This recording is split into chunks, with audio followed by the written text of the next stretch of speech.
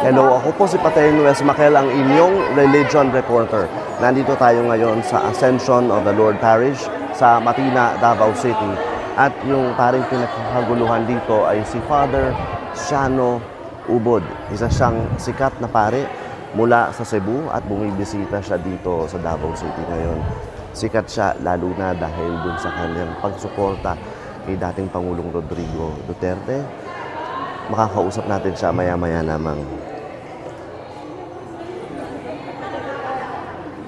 Ito, try natin lumapit kay Father. Father, dito lang po. Father, ito lang po. Okay lang po bang i-ano ko na sa inyo? Ako po si Pater Nuez Maquel, ang inyong religion reporter. Makakasama natin si Father Crescenciano Shano Ubod. Father, dito po tayo. Galing pa siyang Cebu, no? And jam-packed yung kaniyang talk kanina.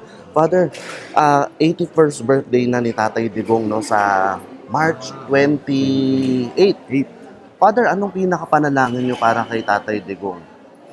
Good health, and then sana strength at justice sa kanyang kalagayan at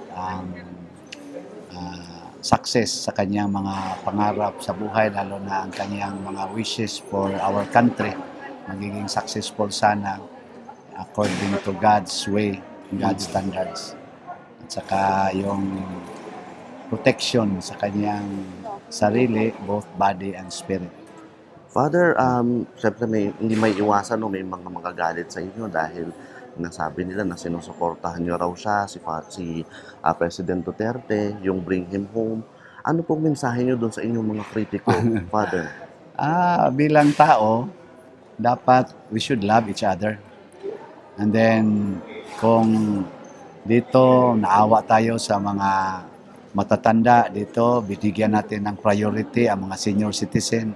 Tatay Digong is a senior citizen, former president, who dedicated his life to us. As Filipino, ako, yun ang aking expression. Hindi to favor him as political figure, but as Filipino. Naawa ako sa kanya. At para sa akin, it's a great insult to us Filipinos to keep him in that situation despite sa kanyang edad, sa kanyang health, at saka walang klarong hustisya pa doon. Father, may mga nagsasabi na binabatikos din kayo dahil yung 'di ba thou shall not kill down, 'di ba? And ano po yung mensahe niyo sa inyong mga detractors, Father? Kailangan natin pag-usapan yan sa personal na pag-uusap, kasi kung yung sinasabing thou shall not kill, wala pa mang napatunay, wala man siyang kaso dito na may pinatay siya. Kailangan natin ang hustisya. Kung convicted siya dito sa ating korte na criminal siya, killing people without mercy, kung totoo yan, dapat convicted siya dito. At wala siyang conviction, wala nga siyang kaso dito eh. Paano natin tanggapin na siya ay namamatay tao? Wala siyang conviction dito. Father, last na lang. Ano po yung mensahe niyo sa mga kapwa niyo pare? Divided ang kaparian ngayon tungkol dito po. Let us pray. Let us pray. This is now the time to witness our faith. And our faith is not only for specific person and specific situation. Faith is always to know the will of God in every situation, in every event. So ngayon, dapat para sa akin, magninilay-nilay tayo at paano natin translate ang ating pananampalataya ba sa Panginoon. Kasi si Kristo, sabi niya, love your enemies. Napakamahalaga niyan, love your enemies. Kung tinuturing natin na enemy natin si Tatay Digong, then let us love him.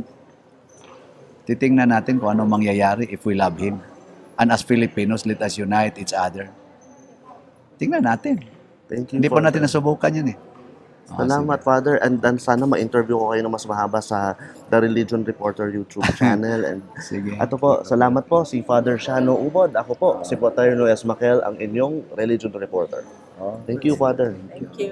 Thank you.